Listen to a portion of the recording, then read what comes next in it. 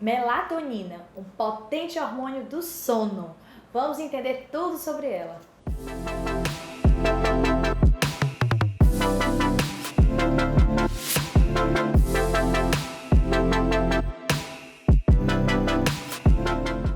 A melatonina é um hormônio que durante o dia ela é produzida no nosso intestino e à noite ela é produzida lá na nossa cabecinha, na nossa pineal.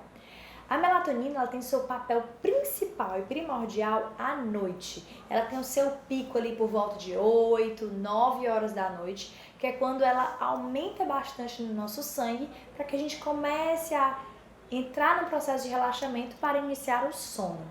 A melatonina ela é importantíssima na nossa indução do sono, assim como na manutenção do nosso sono. Então ela acaba sendo muito responsável pelo um sono de maior qualidade, aquele sono reparador.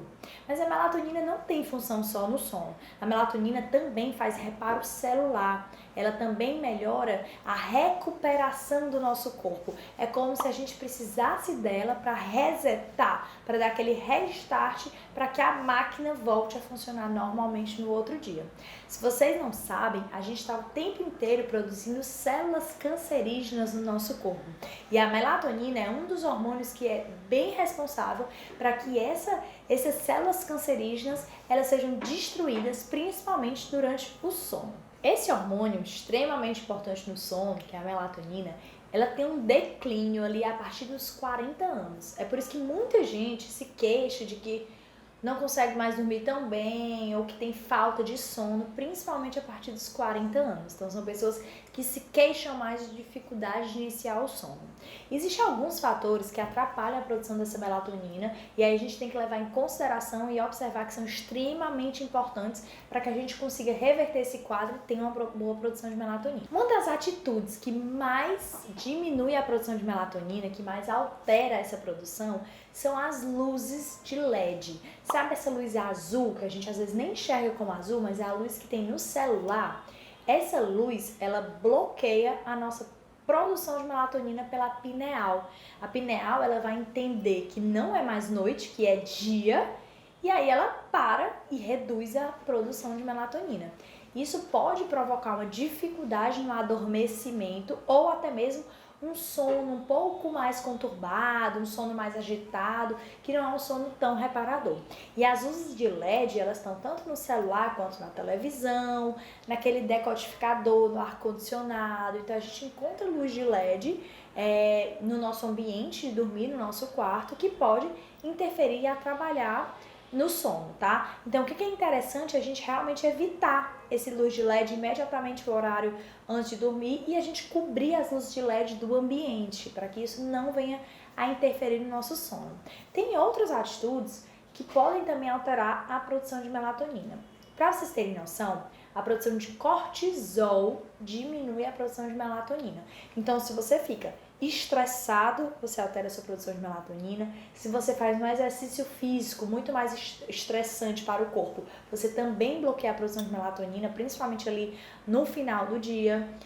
A produção de adrenalina também altera a produção de melatonina. A adrenalina pode ser produzida tanto pelo exercício físico, quando você está agitado, o ambiente agitado, um pouco mais estressante, como até a ingesta de cafeína, tá? Que pode aumentar a adrenalina. Então, tudo isso que aumenta a adrenalina pode alterar a produção dessa melatonina, que pode dificultar grandemente o seu sono.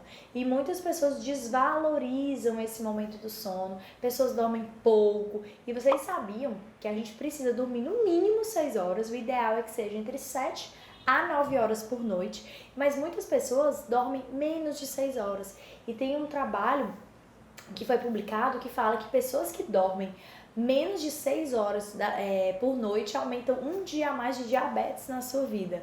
Então, é algo que a gente tem que se preocupar, porque o sono, ele realmente é uma forma que o nosso corpo tem de reparar. Então a gente passa o dia inteiro, acaba inflamando o corpo, estressando, a gente passa o dia inteiro utilizando todas as células do nosso corpo e durante o sono é a hora que o nosso corpo precisa recuperar, baixar a frequência cardíaca, baixar a temperatura corporal, baixar a pressão sanguínea, baixar as nossas funções cerebrais, tá? E tudo isso requer este hormônio chamado melatonina. Então daí vocês já conseguem avaliar o quanto ela é importante, tá? E aí, se eu tenho uma deficiência de melatonina, eu tive um declínio, eu tenho dificuldade para dormir, o que é que eu posso fazer? Primeiro, a gente pode estimular o sono através de, por exemplo, chás, como chá de camomila, melissa, alguns chás que podem facilitar o adormecimento, podem melhorar a produção de GABA, tá? Que auxiliam também na melatonina. A gente pode lançar a mão de suplementos, tá? A gente pode usar o 5-HTP, pode utilizar o GABA, tem alguns fitoterápicos também melhoram a produção de melatonina, ou até em alguns casos a gente pode utilizar o hormônio melatonina. Infelizmente, o que vem acontecendo é porque desde que a melatonina foi meio que mais liberada no mercado, hoje, até o dia de hoje, né, a melatonina é liberada para manipulação e a gente encontra para vender em lojas de suplementos, a melatonina acaba sendo utilizada de forma irregular, sem prescrição, sem orientação médica.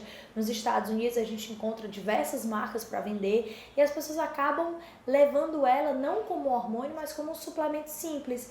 E aí as pessoas têm cada vez utilizado melatonina, mais vezes melatonina sem a prescrição e uma real indicação. E aí, muitas vezes, o que acontece? As pessoas utilizam doses inadequadas, podem ter efeitos colaterais, efeitos adversos, as pessoas podem se sentir mal com o uso da melatonina ou até não ter nenhum resultado. E muitas vezes porque tomou sem ter uma indicação correta daquele hormônio, tá? Então, muitas vezes você pode ter pesadelos ou sensação de acordar de ressaca, acordar com muito sono, tudo isso pode ser sintoma de altas doses de melatonina, tá? E aí, realmente tem que se avaliar esse quadro. Não tomem a melatonina sem prescrição médica, precisa de um médico para prescrever porque é um hormônio, então realmente precisa haver uma indicação para que seja utilizada a melatonina. E óbvio, as doses não precisam ser doses exageradas, como as pessoas vêm tomando hoje em dia, doses extremamente altas que geram vários efeitos colaterais e podem até atrapalhar a função de outros hormônios, tá?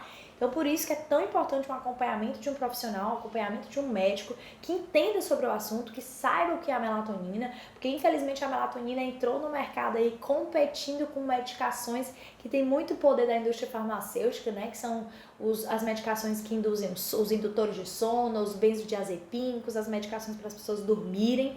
E como a melatonina não pode ser patenteada porque é um hormônio, acaba que a indústria farmacêutica tenta sujar a imagem da melatonina ou impedir que essa melatonina seja vendida no país, tá? Então, entendam que antes de pensar em medicações para dormir, procurem um médico e avaliem a necessidade e avaliem até se você não está com deficiência mesmo de melatonina, se não é uma mudança dos hábitos noturnos, tá? Que podem te ajudar no sono. E caso haja necessidade, sim, você pode iniciar o uso da melatonina ou de outras suplementações, tá certo?